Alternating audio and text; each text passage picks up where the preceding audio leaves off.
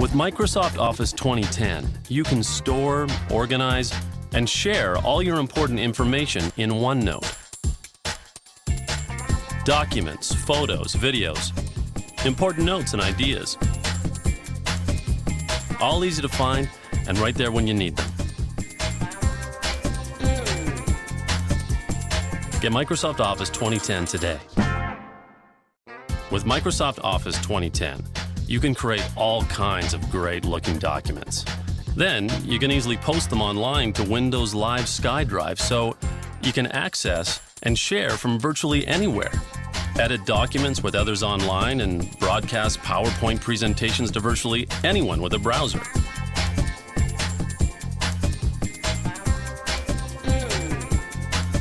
Get Microsoft Office 2010 today. With Microsoft Office 2010, you can create great-looking documents. Insert and edit videos into your PowerPoint presentations. Add impact to your documents. Apply artistic effects to photos and turn simple bulleted lists into dynamic smart art graphics. Highlight data trends with mini charts using Excel Spark lines. And with Publisher, you can create impressive brochures, catalogs, and cards. Get Microsoft Office 2010 today. What can you do with Microsoft Office 2010? Edit high-quality audio and video files right in PowerPoint and broadcast your presentations to virtually anyone online. Make your documents even more powerful and interesting with dynamic smart art graphics, eye-catching text effects, and artistic effects in color you can apply to pictures right in Word. Get more control over your email and Outlook. Consolidate the threads you want, ignore the ones you don't, and get things done faster. Bring new insights to data in Excel. Share them in the Excel web app and see what happens when people really work together. And remember where you put all your best ideas and information with OneNote.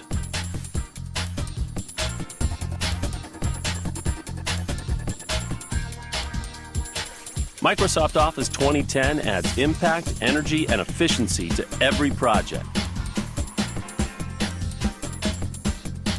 Get Office 2010 today.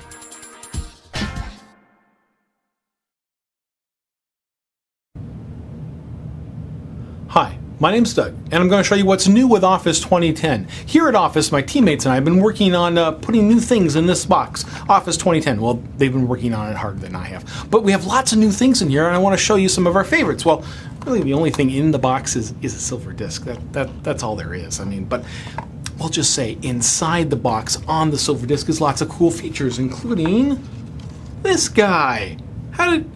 There's a guy in the box. Well, actually it's a picture of a guy, and actually the guy is at office.com. That's the resource site where you get templates, help articles, images like this, whether you're offline or online with your Office program. Now, we have a lot of cool picture tools I want to show you about this year, because let's say you were doing like a report for working from home and you wanted to use this picture, but man, maybe you didn't like the background or that clock or that painting, you just wanted to use that part? Well, now you can with Office 2010. So here we are in Word to show pictures. We go to Insert. Now I could just put my own picture in, but I'm going to clip art, and this new menu that attaches to office.com, and I can search for the 150,000 free images we have there. I'm going to search for home laptop, and I can choose which type of media if I want. If I don't want, illustrations, if I just want photographs, I can go to that, and it just gives me photographs, and I can scroll through when I find one I like, and there's that guy. Look, I just click and it appears in my report. Now here's all the things I can do with the picture now. Remove background. One click and look, it takes out the background. Now it kind of gives us this mat to play with, and you can kind of play around and get the points that you want removed from the screen, and they turn purple. Now it does, it's not perfect, and here look, that phone is not there, so I'll mark the phone as something I want to keep, and look, it turns white and the phone's going to be in the picture now. Look, a little bit of a color there. I'll change that. Now I could delete some of this stuff down here, but I kind of like that desk items that kind of says that he's working at a desk. And look, there you go, remove background. Now here's some other features that we can do. Now usually you would have to go to another program to do all this stuff, but now you can do it in Word, PowerPoint, even Excel. Artistic effects. Look at all these cool effects. I just mouse over each picture and look, it changes. All these little cool things I can do. I can make it look glossy, or here's a pixelated type of picture. I can make it look like it's in bubble wrap. All cool things. Now, other things we can do with normal photography programs, changing the sharpen and the soften of the photo, changing the color and brightness you can do, and then also you can change the color. You can make it cooler, or give it a tone here. So like, look, with this, it now matches the color of my report. Ooh, what's that? It's the most requested feature in PowerPoint. Video. That's right, video is now in PowerPoint in two different ways. One, you can now record your presentations, so you can send out a movie file of them instead of just sending your slides out. It can help protect your slides. And two, you can now put video in your PowerPoint presentation. So remember, when you do a presentation, you have to stop it, go to the video player, come back to the presentation. We've solved that with Office 2010. So here in PowerPoint, we've seen this diagram before where you get, you click to add your graph or your picture. Now look, insert media clip. Click on that, get your video, and look, there's your video. It's not that gorgeous, it's grass, but look, I have tools now. I go to the trim video and I can trim the video right in PowerPoint. I don't have to go to another program. Opens up this window and there we go. That's my dog Bella. We're playing. Okay, so let's grab the left-hand side and we kind of move that till we find the starting point of the video, so it doesn't start with grass. So kind of edge this back and forth. That looks good. Now we go to the right side and we pull the ending back to get where we want the ending. So look, we'll trim out a good 10 seconds of video here. That looks good. Hit OK. And then look, there's the edited video and it plays right in PowerPoint. And I can do all those cool formatting things I do with pictures, so I can get different video styles that I can do some cool things. Get it, Bella, get it, get it. Ooh, this is good. This is a good feature. This is called broadcasting. It's a feature with PowerPoint that you can broadcast your presentation to people, and they don't even need PowerPoint. They just need a web browser. I mean, okay, now this silver thing is not in the box. This is conceptual. I just got it because it's, kind of cool. Okay, well, maybe I can pick up some tunes on this thing. Here we are in PowerPoint. Up in the left-hand corner, hit File. This opens the new Backstage view. This is all the things you do to a document. Find your recent ones, start new ones, print, save. And you can save to several different areas now. And this is the new broadcast slideshow. Click the button. It starts this service, which is included. All you need is a free Windows Live ID or use your SharePoint services. Now, this will generate a URL, and I can mail that to anybody, or IM it. But I'm just going to copy it here.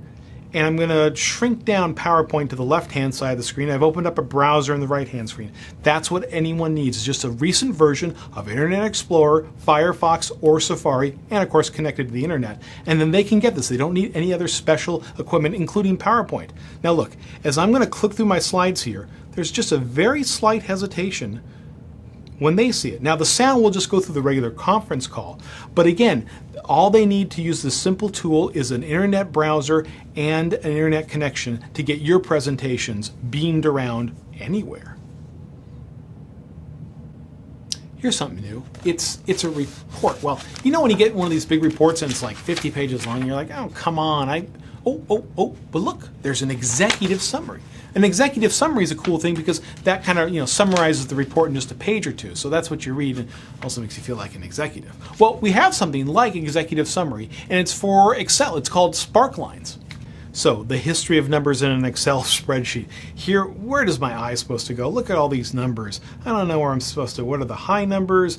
I'm looking at cost, discount. Now, in 2007, we introduced conditional formatting. This gave you graphic representation of, you could see the costs, you could see the lower discounts pretty easily. But look, if you're looking at trends, you'd have to go to a graph, and look at this. It's a jumble. I mean, I have to do like a roller coaster with my finger to go up and down these lines to try to figure out which one's which is trending well at the end of the year. Aha, this is where Sparklines comes in. Look, each line of data has its own graph here now, even with high and low points. So I can see what's going up at the end of the year or going down. And like with everything else here, I can reformat. Now here's a tab for Sparkline tools. I can turn this into a column if I want to, or a simple win-loss. I can also change with design and color. But again, Sparklines is an executive summary for each line of data.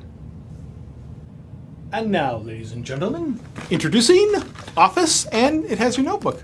Look, I have your notebook, your favorite one, with all the great ideas. I'm going to save that. Well, okay, I don't have your notebook. What I have is OneNote. OneNote, I'm lying, is not new. We've had OneNote before, but for the first time it's in all the suites. So if you bought a box, you now have OneNote. So I want to introduce you to something that's one of our favorite programs around here. Here's an all too brief introduction to OneNote.